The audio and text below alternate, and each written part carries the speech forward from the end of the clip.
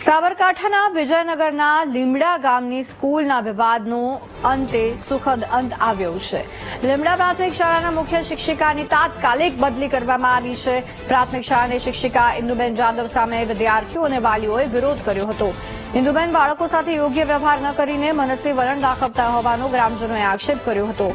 શિક્ષિકાના ત્રાસથી કંટાળીને ગામના બાળકો છેલ્લા એક અઠવાડિયાથી સ્કૂલમાં પણ નહોતા જતા. ઇન્દુબેનની બદલી કરીને અન્ય શિક્ષકને મૂકવાની માંગ સાથે ગ્રામજનોએ તંત્રને અનેક રજૂઆત કરી હતી, જેને ધ્યાનમાં લઈને જિલ્લા શિક્ષણ વિભાગે કાર્યવાહી કરી છે અને ઇન્દુબેન જાદવની ખેડબ્રહ્માના ખેડવા પ્રાથમિક સ્કૂલમાં બદલી કરવામાં આવી છે.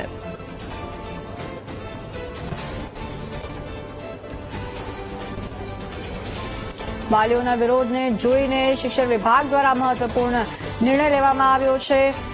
વિજયનગરની લીમડા ગામની સ્કૂલ કે જ્યાં આ વિવાદનો સુખદ અંત આવ્યો છે. સંવાદદાતા સંદીપ આપણી સાથે ફોન લાઈન પર જોડાયા છે.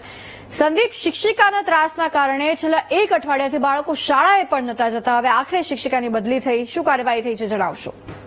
જીવસથી વિજયનગરના જે લીમડા ગામ છે તેમાં પ્રાથમિક શાળા આવેલી છે. પ્રાથમિક શાળામાં છેલ્લા ઘણા સમયથી જે ઇન્દુબેન જાદવ નામની જે શિક્ષિકા મુખ્ય શિક્ષિકા છે તેનો વિરોધ નોંધાવ્યો હતો.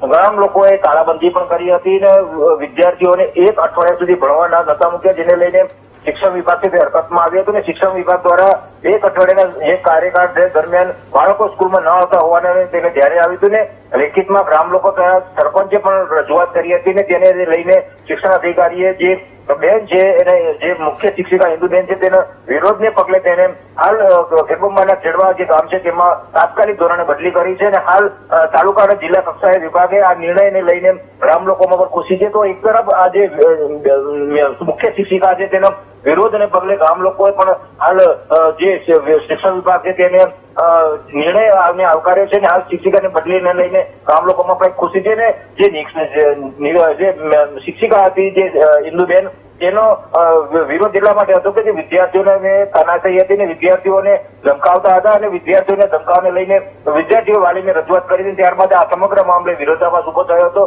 હાલ શિક્ષિકાની બદલીને લઈને જે વિરોધ થયો હતો તેનો સુખદ અંત આવ્યો છે. જી આભાર સમગ્ર વિગતો બદલ.